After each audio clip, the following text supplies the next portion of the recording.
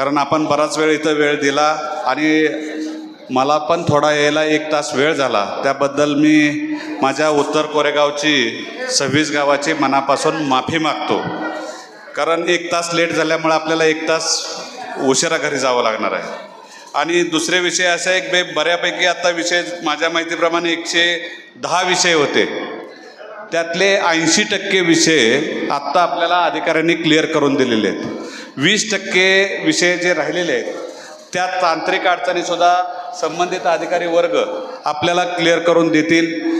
विषय पतसंस्थेचे ह्याचे ते जे आहेत ते सुद्धा विषय किचकट आहेत, पण संबंधित अधिकारी त्यांनीसुद्धा ते मनावर घेऊन त्यातून कसा मार्ग काढता येईल, त्या सर्वसामान्याला कसा न्याय देईल, कर्जदात्याला सुद्धा त्याचा न्याय मिळाला पाहिजे, ठेवीदाराला सुद्धा ठेवीचे पैसे मिळालेच पाहिजेत. दोन्ही गोष्टी आहेत. दोन्ही गोष्टीचा बॅलन्स ठेवून शेतकरी वर्गावर पण माझा अन्याय झाला नाही पाहिजे ह्याची सुद्धा आपण प्रामुख्यानं काळजी घेतली पाहिजे. संबंधित पतसंस्थांना सुद्धा तुम्ही तसे आदेश काढले पाहिजेत.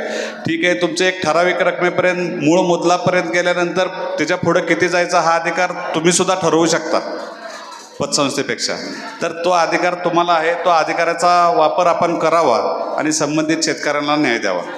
दुसरे जे काही अधिकारी इथं गैरहजर आहेत, म्हणजे आता माझ्या माहितीप्रमाणे MSEBचे अधिकारी गैरहजर पवारसाहेब म्हणून कोण असतील, कोण असतील त्यांना संबंधित वरच्या वरिष्ठ अधिकाऱ्यांचा माझा आत्ता फोन झाला, त्यांना इथं ठेवत नाही, त्यांना इथून त्यांची दखल त्यांनी घेतलेली आहे, त्यांना इथून ते बाहेर काढत आहेत. त्याच्यानंतर भूमी अभिलेखचा विषय आहे, ते घरात मॅडम म्हणून आहेत. तर माझे संबंधित सगळेच भूमी अभिलेखचे विषय आता जे काय कोणी इथं बसले असतील ते सगळा माझ्या माहितीप्रमाणे भूमी अभिलेखचाच विषय आहे. तर तो विषय आज माझ्या माहितीप्रमाणे काय क्लिअर होऊ शकत नाही प्रांतसाहेब. आणि त्या मॅडम कोण आहेत काय आहेत मला माहीत नाही, पण त्या इथं त्याला येणं अपेक्षित होतं, कारण मी तसे संबंधित अधिकाऱ्यांना आदेश दिले होते. आणि प्रांतसाहेब आपण ती जबाबदारी आपण घ्यावी आणि त्या संबंधित अधिकाऱ्यावरती कारवाई करावी, त्याला वेळीच त्याच्यावरती निलंबनाचं आपण नोटीस काढावं आणि जे अधिकारी आज गैरहजर नाहीत त्याचा निकाल आपण लावावा. कारण मी तुम्हाला विचारणार आहे, मी बाकीच्या कुठल्याही अधिकाऱ्याला माहिती घेणार नाही, विचारणार नाही, काय नाही. तेव्हा प्रांतसाहेब मला ह्याच्यावरती आपण काय कारवाई केली, जे अधिकारी हजर नाहीत त्याच्यावरती काय कारवाई केली याचं उत्तर मला तुम्ही 2 दिवसात क्लिअर करून द्यावं. त्यामुळं आपण इथं जमलो, आपण तक्रारी सोडवण्यासाठी आपण एकत्र आलो आणि तुम्ही मला या तालुक्याचं नेतृत्व करण्याची संधी दिली. तुम्ही मला या तालुक्याचं प्रतिनिधित्व करत आहे. तुमच्या तक्रारी सोडवणे हे माझं पहिलं कर्तव्य आहे आणि त्यालासुद्धा थोडा विलंब झाला, पण ठीक आहे, देर आहे दुरुस्त आहे, आपण ते दुरुस्त करून घेतलं आणि तक्रारी निवारण करण्याचं काम आपण चांगल्या पद्धतीने केलं. इथून भविष्य काळात जी आज आपलं कार्यालय गच्च भरलं ते भविष्य काळात ते कार्यालय गच्च भरू नये याची काळजी आता आपण घेणार आहोत. आपले संबंधित अधिकारी आपल्याबरोबर असतील, आपली सर्व कामं ते व्यवस्थितपणे पार पाडतील याची मला खात्री आहे. कारण हे आपण आज जो कार्यक्रम उपस्थित केला तो कार्यक्रम एवढ्यासाठीच होता की ही गर्दी आपली आजची जेवढी होती तेव्हा नंतर मी भविष्यात जेव्हा कार्यक्रम घेईन असाच जो आज घेतला तो कार्यक्रम, त्या कार्यक्रमाला ह्या खुर्च्या मला मोकळ्या दिसाव्यात अशी मी अपेक्षा करतोय. पूर्णपणे 26 गावाचे प्रश्न कायमस्वरूपी सुटले पाहिजेत. परत इथं तक्रारीसाठी आपल्याला इथं येऊन बसावं लागलं नाही पाहिजे. कोणी जेवढं कार्यालय गच्च भरलं इथं मोकळं कार्यालय असल्यानंतर मला खूप आनंद होईल. त्या दिवशी मी समजेन की मी चांगल्या पद्धतीने या 26 गावाचं काम करतो, या तालुक्याचं चांगल्या पद्धतीनं प्रतिनिधित्व करतो, याचा मला आनंद होईल. तेव्हा मी तीच काळजी आपली सगळ्यांची घेईल. जे अधिकारी नाहीत त्या अधिकाऱ्यांना मी त्या कडक स्वरूपाच्या सूचना देऊन जे आले नाहीत त्याला कामावरून निलंबित करावं असे आदेश मी त्यांना काढायला सांगतो. त्याचबरोबर या 26 गावाचा सगळ्यात जिव्हाळ्याचा प्रश्न आहे. साहेब, एखादा रस्ता आमचा कमी झाला तर चालेल, पण 26 गावाचा पाण्याचा कायमस्वरूपी प्रश्न सुटला पाहिजे ह्याच्यासाठी मी खास प्रयत्नशील आहे. आपल्या खासदार साहेबांनी 0.52 TMC पाणी मंजूर करून घेतलेलं आहे. त्याचंसुद्धा आपण संबंधित विभागाशी आपल्या जलसंपदा विभागाशी विखे पाटील साहेबांची सुद्धा चर्चा त्या संदर्भात झालेली आहे. त्याचासुद्धा आपण सर्वे लवकरात लवकर सुरू करतो आहे. पहिले सर्वे 2 कंप्लीट झालेले आहे आणि नंतरचा सुद्धा वसना उपचार योजना आहे, पूर्वी पण चालू आहे, पण ती चांगल्या पद्धतीनं चालू नाही. ती लिकेज बऱ्याच ठिकाणी आहे. त्याचं काम व्यवस्थित न झाल्यामुळं त्याला जेवढा डिस्चार्ज मिळाला पाहिजे तेवढा डिस्चार्ज मिळत नाही. त्यामुळं पाणी तेवढ्या उपलब्धतेनं प्रत्येक तलावात जात नाही. म्हणजे पाण्याची रिक्वायरमेंट जी आहे आपली 0.96 आहे, मला वाटते पूर्वीची 92 आहे. हां, तेवढं पाणी आपल्याला त्या पाईपलाईनमधून मिळत नाही. तेव्हा ती पाईपलाईनसुद्धा चांगल्या पद्धतीने जुनी पाईपलाईनसुद्धा चांगली तयार करून घेऊन आणि नवीन 0.52 TMCचं पाणीसुद्धा आपण लवकरात लवकर त्याचे टेंडर कसे निघतील, ते काम कसं आपलं मंजूर होईल, त्याचा सर्वे कसा होईल आणि त्या प्रत्येक गावाला आपल्याला न्याय कसा देईल यासाठी सुद्धा माझा प्रयत्न चालू आहे. संबंधित विभागाशी माझे पत्रव्यवहार त्या पद्धतीने चालू आहेत. त्याचबरोबर आपण 16 जे धरण आहे त्या धरणासंदर्भात सुद्धा खासदार साहेबांनी बऱ्याच सगळ्या मंजुऱ्या पूर्वीच्या ज्या काय गोष्टी लागणार होत्या, म्हणजे आता जे कोण संघर्ष समिती काढते, कोण काय करते, पण ह्याच्या अगोदर 30 वर्ष तेच लोक सत्तेत होते, पदाधिकारी होते, संबंधित विभागाचे ते मंत्री होते, त्याचबरोबर अध्यक्षही होते. आमदार इथे 15 वर्ष होते. त्यांनी 15 वर्ष मग संघर्ष समिती त्यांची कुठं गेली होती, त्यावेळेस त्यांनी का प्रश्न उठवला नाही, हा सुद्धा आपण शेतकऱ्यांनी त्यांना विचारणं गरजेचं आहे.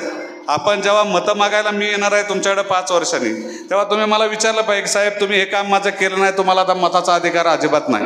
मी जर काम केलं नाही तर मी तुमच्याकडे मत मागायला परत येणार नाही. मी 26 गावाचा पाण्याचा प्रश्न जर सोडवला नाही तर मी त्या 26 ज्या गावाचा पाण्याचा प्रश्न सुटणार नाही तिथं मी मत मागायला येणार नाही. ही माझी पहिली जबाबदारी. तसं त्यांनी सुद्धा ते करावं. आता संघर्ष समिती आता संपले, सगळे दिवस संपलेत, वय झाले सगळ्यांचं. आता संघर्ष समितीने संघर्ष करून काही उपयोग होणार नाही. कारण जे निर्णय मी ज्या राष्ट्रवादी काँग्रेस पार्टीचं काम करतो, त्या राष्ट्रवादी काँग्रेस पार्टीचे माझे नेते अजितदादा पवार साहेब आहेत. रणजितदादा ज्या पार्टीचं भारतीय जनता पार्टीचं काम करतात त्याचे मुख्यमंत्री देवेंद्रजी फडणवीस साहेब आहेत. आमचे शिवसेनेचे एकनाथजी शिंदे साहेब आहेत. हे सरकार युतीचं सरकार आहे, शेतकऱ्यांसाठी न्याय देणारं सरकार आहे, काम करणारं सरकार. जे काय निर्णय पाण्याचे घ्यायचे ते निर्णय निश्चितपणानं अजितदादा पवार साहेब असतील, नितीन काका आपले इथले असतील, मकरंदाबा असतील, आमचे रणजितसिंह नाईक निंबाळकर असतील आणि सर्वच या भागातील आमचे सगळेच भाऊ, आमचे तात्या, सगळेच मनोजदादा, सगळेच मंगेशदादा, सगळेच जे काय जेवढे आमचे ज्येष्ठ मंडळ आहे ते सगळेच आम्ही एकत्र येऊ. लवकरात लवकर त्या 0.52 TMCसाठी मिटिंग पण घेऊ. आणि जो 16चा पाण्याचा विषय आहे तो सुद्धा लवकरात लवकर, त्यातलं सुद्धा पाणी आपल्याला कसं या 26 गावासाठी आणता येईल. जे 0.52 TMC सोडून अजून आपल्याला काय पाणी आणलं तरच आपल्या 26 गावाचा कायमस्वरूपी प्रश्न सुटणार आहे. त्यासाठी सुद्धा आपण प्रयत्नशील आहोत. त्यासाठीचा जो काही पत्रव्यवहार आहे तो रणजितदादांनी याच्यापूर्वीच केलेला आहे. त्याची पूर्ण माहिती माझ्याकडे आहे. ज्यांना कोणाला त्याची माहिती पाहिजे असेल, हवी असेल, त्यांना माहिती माझ्याकडून देतो. माझे पत्रकार बंधू इथं उपस्थित असतील तर त्यांनासुद्धा मी विनंती करतो, जे आम्ही काम करतो ते अधिकृत करतो, अनाधिकृत काय बोलत नाही. जे माहीत आहे तेवढंच बोलतो, जे माहीत नाही त्याच्याबद्दल अजिबात आम्ही कुठलंही वक्तव्य करत नाही. किंवा ज्या कामात आम्ही लक्ष घातलं नाही त्या कामात आम्ही नाक कधी आमचं खुपसत नाही. जे काम हातात घेतो या 26 गावासाठी पाण्याच्या प्रश्नासाठी रणजितसिंह नाईक निंबाळकर असेल, मी या तालुक्याचा प्रतिनिधी म्हणून असेल, आमचे राज्याचे नेते अजितदादा पवार साहेब उपमुख्यमंत्री ते असतील, एकनाथजी शिंदे साहेब असतील, देवेंद्रजी फडणवीस साहेब असतील, हे सगळे एकत्र बसून ह्या 26 गावाचा कायमचा पाण्याचा प्रश्न सोडवण्यासाठी आम्ही प्रयत्नशील आहोत. आणि निश्चित तुमच्या आशीर्वादानं, तुमच्या ताकदीनं त्याला नक्की यश येईल एवढंच या निमित्तानं मी सांगतो. माझा एखादा रस्ता करायचा राहील, एखादा रस्ता नाही झाला तर चालेल, मी त्या संबंधित अधिकाऱ्याला सांगतो, अरे माझा रस्ता करू नका, माझ्यावर इथं 26 गावं फंड टाकू नका, पण माझ्या शेतकऱ्याला 26 गावाच्या शेतकऱ्याला न्याय द्या. ते पाण्यापासून अनेक पिढ्यानुपिढ्या वंचित आहेत. म्हणजे एवढं चांगली स्थिती असून मी विधानसभेत सुद्धा प्रश्न पहिल्यांदा मांडला. 26 गावाचा प्रश्न मांडला की माझ्या या 26 गावाला पाणी मिळालं पाहिजे. त्याच्यानंतर इथं पत्रकार परिषद झाल्या, परत 26 संघर्ष समिती दुसऱ्या दिवशी तयार झाली. याच्या अगोदर होती का संघर्ष समिती? माझे पत्रकार बंधूंना विनंती आहे की होती का नव्हती आपण सांगावं. मी क्लिअर बोलतोय. ह्याच्या अगोदर तुम्ही होताच ना 30 वर्ष, कशासाठी संघर्ष समिती लागली असती तुम्हाला? तुम्ही मनात आणलं असतं तर 26 गावं 26 वर्षापूर्वी क्लिअर झाली असती. 26 वर्षापूर्वीच क्लिअर झाली असती. 30 वर्ष तुम्ही सत्तेत आहात. या तालुक्याचं, या विभागाचं आपण प्रतिनिधित्व केलं. तर ते काम पूर्ण झालं असतं, पण आपण ते मनात आणलं नाही. ह्या तालुक्यातला शेतकरी पाण्यापासून वंचित ठेवला आणि आता तुम्ही संघर्ष समिती काढता आहात. तर ह्या संघर्ष समितीला माझं काही म्हणणं नाही. संघर्ष तुम्ही जरूर करा. तुम्ही संघर्ष केला तर आम्ही काम निश्चित करू आणि काम पूर्ण करून दाखवू आणि या 26 गावाला न्याय दिल्याशिवाय आम्ही गप्प बसणार नाही. एवढाच शब्द तुम्हाला या निमित्तानं देतो आणि माझे 2 शब्द संपवतो. आणि पुन्हा एकदा तुमची मनापासून मला वेळ लागल्याबद्दल मी तुमची माफी मागतो आणि थांबतो. जय हिंद, जय महाराष्ट्र.